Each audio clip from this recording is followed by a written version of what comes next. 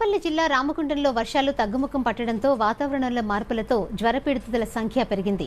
వర్షాకాలం కారణంగా సీజనల్ వ్యాధులు వ్యాపించి ప్రజలు విషజ్వరాల బారిన పడుతున్నారు.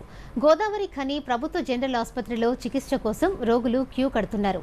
రోజుకు 1400 నుండి 1700 ఓపీలు నమోదవుతున్నాయని వైద్యులు తెలిపారు. పెద్దపల్లి, మంచిర్యాల జిల్లాలతో పాటు మహారాష్ట్రలోని సిరివచ్చ, గడ్చిరోలి ప్రాంతాల నుంచి కూడా రోగులు పెద్ద సంఖ్యలో వైద్యం కోసం వస్తున్నారు.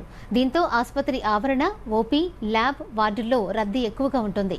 వర్షాలతో పరిసరాలు అపరిశుభ్రంగా మారి దోమలు, ఈగలు వ్యాపించడం, కలుషిత నీరు, అశుద్ధ ఆహారం తీసుకోవడం వల్ల జ్వరాలు వస్తున్నాయని వైద్యులు చెబుతున్నారు. పరిసరాలను శుభ్రంగా ఉంచుకోవాలని, వాంతులు, తీవ్ర జ్వరం ఉంటే వెంటనే వైద్యులను సంప్రదించి చికిత్స తీసుకోవాలని గోదావరి ఖని జనరల్ ఆసుపత్రి ఆర్ఎంఓ డాక్టర్ రాజు సూచించారు. చలి అట్లా ఒకే రోజు అంటే సడన్గా వాతావరణ మార్పుల వల్ల విషజ్వరాలు లాంటివి వచ్చే ప్రబలే అవకాశం ఉంది.